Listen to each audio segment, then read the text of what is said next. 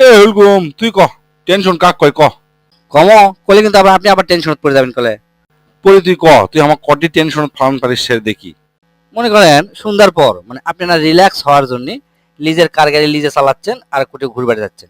যাতে যাতে দেখলেন যে হঠাৎ রাস্তার ধারে একটা বেটি চল, সুন্দরী বেটি চল, এখন আপনার কাছ থেকে সাহায্য চাচ্ছে, মানে আমাকে না সামনে না নামে দেন, এই কথা করছে। তখন আপনি কি করবেন, যে একটা বেটি চল যেহেতু হেল্প চাচ্ছে, তাকে তো মানে হেল্প করাই লাগে। তা আপনি করলেন কি, আপনি গাড়ি তুলে নিলেন। তুলে নিলে এখন চিন্তা করছেন আমি তো ওইদিকে যাচ্ছেই, তাহলে অক নামে দেবো নি। তো এখন যাতে যাতে ওই মেয়ে তো চিল্লাচিল্লি শুরু করে দিল, করছে যে আমার তো পেটের চরম বেদনা, আমি তো প্রেগনেন্ট, এখন তাড়াতাড়ি আমাকে না হসপিটাল নিয়ে চলেন। এই কথা শোনার পর কিন্তু আপনি কিন্তু হালকা টেনশন শুরু হয়ে গেল। মানে আপনি কোনো উপায় নাই, একটা মেয়ে সন্ধ্যার পর বিপদ পড়ছে, প্রেগনেন্ট, পেটে ব্যথা শুরু হচ্ছে, আপনি তো হসপিটাল নিয়ে যাওয়াই লাগবে।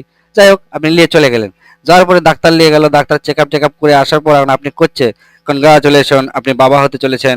শুধু বাবাই নয়, আপনি ছেলের বাবা হতে চলেছেন। অতএব আমাদের এক সৌগলিক আপনি এখন মিষ্টি খেলেন। এখন আপনি ওই কথা শোনার পর এখন করছেন, ডাক্তার সাহেব আসলে আমি ওই ছেলের বাপ লয়, আমি হচ্ছে যে ওই গাড়ি চলে যাচ্ছিল, আর এই বেটি চলে আমার কাছে লিফট চালো, লিফট চাতেই আমি লিফট দিতে দেখি গাড়ির মধ্যে ওর বেদনা উঠছে, আমি আসলে লিয়ে যাচ্ছি, বুঝছেন। এই কথা কছেন কোনো সমস্যা নাই, কিন্তু সবচেয়ে বড় সমস্যা হচ্ছে ওই বেটি ছেলে এখন করছে না আপনি ওই ছেলের বাপ। এই কথা শোনার সাথে সাথে আপনি তো টাসকি খায় গেছেন, চমকে উঠলেন, টেনশনে মাথা ঘোরা শুরু করে দিল। করছেন না অসম্ভব, এই মহিলা তো আমার বউ লয়, ওই ছেলে আমার বাপ লয়। কিন্তু ওই মহিলা তো আপনি ধরছে ঠিক মতো যে আপনি ওর বাপ।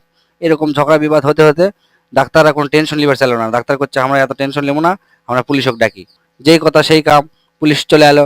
আসার পরে মেডিকেল চেক আপ হলো, চেক আপের পর দেখা গেল যে আপনি কোনোদিন বাপই হবার পারবেন না, ওই ছেলের বাপ তো দূরের কথা। এই কথা শোনার পর আপনি তো টেনশনে হসপিটালের বারান্দাত শুতে পড়ে গেলেন। শুতে পড়ে চিন্তা করছেন আমি যদি বাপেও না আমার বাড়ি, তাহলে আমার বাড়ির যে দুই ছেলে আছে এই দুই ছেলে কার। তারপরে আপনি সিরের দৌড় মারলেন বাড়িতে বউ করলেন, সত্যি কথা কয় দুই ছেলে কার।